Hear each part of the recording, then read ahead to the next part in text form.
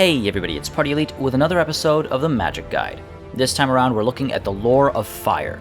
I don't think this lore has ever been extremely common on the battlefield, but it most certainly has its place with 2 augments, 2 vortices, a magic missile, and a bombardment. The highlight, however, is Kindleflame combined with the Flaming Sword of Rhuin. Kindleflame is a great lore attribute. For a cost of just 60 points, it gives every enemy unit a plus 12% weakness to fire. That means it stacks with any other pre-existing conditions for weaknesses to fire, such as regeneration, and can total up to a plus 32% weakness to fire. You might not always have fire damage on hand, but if you're going in with the lore of fire, you should try and bring units that have innate fire damage and use some of the spells in the lore to support those that don't. Even if your enemy doesn't come in with units susceptible to fire damage, you should bring Kindleflame in for the little bit of extra weakness to fire it does provide.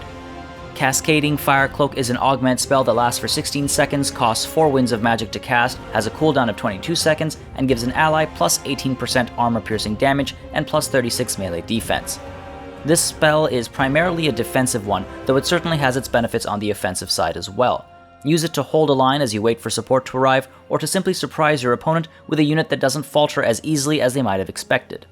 By way of example, Flagellants can be easily taken care of by Battle Pilgrims, but with 1 or 2 casts of Cascading Fire Cloak, they'll last long enough for support to arrive, and in some cases, come out on top.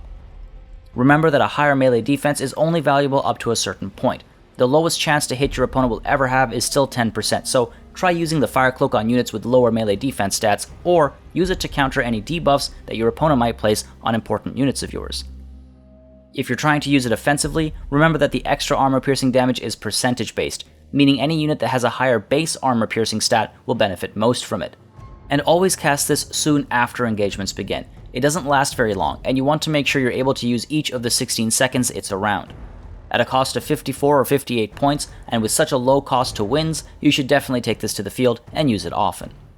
Fireball is a fairly staple magic missile as far as magic missiles go. With a cost of 6 winds to cast, a cooldown of 24 seconds, and a range of 300 meters, it causes magical and fire damage. Overcasting increases damage and armor-piercing damage is the claim, but more on that in a bit. The fireball is relatively accurate from about 250 meters out, and it does, in fact, do a great deal of damage, while also punching through infantry and cavalry alike.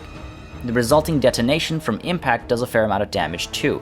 The projectile itself, with 675 points of damage or 1,148 points when overcast, the detonation does 108 to 360 points, the higher amount for overcasting of course, but despite these seemingly high numbers, the effects can look a little lackluster. Note, not once in the database did I see any indication of armor-piercing damage, though at those numbers I can't see armor being much of a problem except when extremely high. A unit of Flagellants hit by an overcast fireball with Kindleflame drop to about 5,000 hit points, while Greatswords who start with about 200 more hit points are dropped to about 5,600. That's a great deal of damage done, and though these numbers are obviously a little variable, 6 winds of magic are well used with a fireball, and with a cost of just 52 points, there's no reason not to take it to the field. Be very careful about your angles though. Remember, this thing will punch through infantry, and that means you can hit your own troops if you're not careful. If you're going in with a fireball, you're going to want your caster in the air or at least on a horse to navigate the field for clear lines of fire. Pun not intended. Flaming Sword of Rhuin is an augment that costs 8 winds of magic to cast with a 44-second cooldown, giving allies within its 40-meter range a plus 22% weapon damage, plus 22% missile damage, and imbuing them with fire and magical damage for 17 seconds. Overcasting costs 12 winds to cast and increases the duration to 34 seconds. This is an absolute must-have with the lore of fire alongside Kindleflame. Cast this spell anywhere on the ground or locked onto a unit, and any unit within the 40-meter range will benefit from it. The moment a unit steps out of its range, however, the benefits are removed. I would advise on waiting to cast the spell till just after or just before lines meet, and to cast it on the ground or on an unbreakable unit in the area. If you were to cast this on a unit and it was made to break before the spell had finished its 17 to 34 second duration, not only would the unit run away, but it would take the benefits of the Flaming Sword of Rhuin with it. On the flip side, if you cast it on the ground, your opponent is able to retreat out of its reach, and force you to waste it either way. When using the Flaming Sword of Rhuin, first target an area where your non-fire damage units are engaged with enemy units that are most susceptible to fire. With Kindleflame, they're all at least a little susceptible, but with regeneration stacking, for example, that weakness is much higher.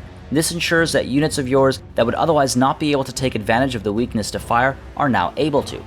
Next, target areas where the enemy is less susceptible to fire damage, for example, only under the influence of Kindleflame. Then move on to areas susceptible to magic damage or to anywhere else that can use the increased weapon and range damage.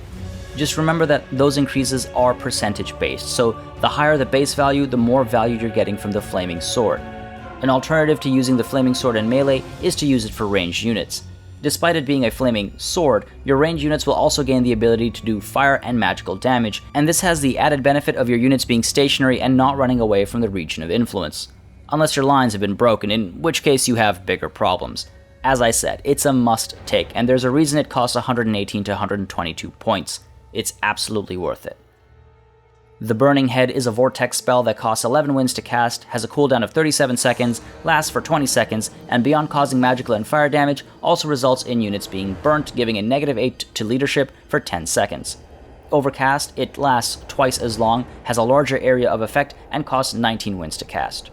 With 24 points of damage per tick, whether overcast or not, it can do a decent amount of work if it stays on target, and when overcast, it covers almost twice the area, and it has a decent amount of push when it starts as well. Unfortunately, every second it can turn as much as 90 degrees, which is extremely unfortunate. When the spell travels in a straight line through a unit, it can cause a lot of damage, but it rarely does that. More often than not, it'll spend time doing damage to your own troops, so save your wins and save your 117 to 120 points. Take something else. Piercing Bolts of Burning is a bombardment that lasts for 9 seconds, costs 12 winds to cast, and has a cooldown of 53 seconds, causing magical and fire damage to clumps of enemy units. When overcast, it costs 18 winds to cast, and has a larger strike area with more missiles as well. Doing 52 points of regular damage and 26 points of armor-piercing damage with an added 76 points of armor-piercing damage where it detonates, no matter if it's cast or overcast, Piercing Bolts of Burning causes a decent amount of hurt. They can knock about a third of HP off a unit of flagellants or greatswords, and if you're able to pin your opponent in place, you're more likely to get a hit in. The extremely long time to cast means a quick opponent or even a moderately fast one will be able to dodge the bombardment though. There's also an extremely long cooldown timer, coupled with a cost of 196 to 200 points, which makes for a spell that is just a little too expensive altogether. Those 12 winds are better used on fire cloaks and flaming swords. Flamestorm is another vortex spell that costs 15 winds of magic to cast, has a cooldown of 56 seconds, lasts for 27 seconds, and causes magical and fire damage. Overcasting costs 20 winds, lasts for 54 seconds, and has a larger area of effect.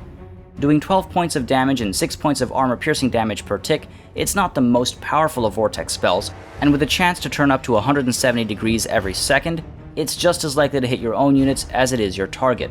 Just don't bother and save yourself 198 to 214 points.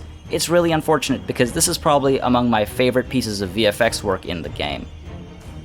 When you're up against the Lore of Fire, you need to pay extra attention to units that are innately susceptible to fire damage. These guys need to be kept safe because they're in a much worse place to start with.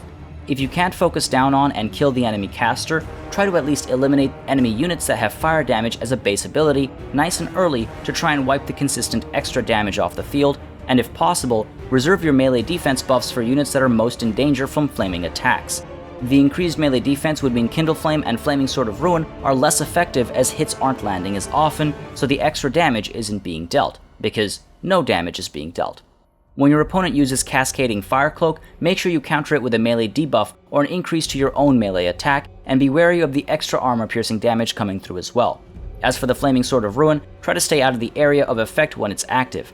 As I mentioned, only units within its active area get the benefits, so if you retreat and force your opponent out or deny them the engagement, they're wasting up to 12 winds of magic and have to wait 44 seconds before they can use the spell again.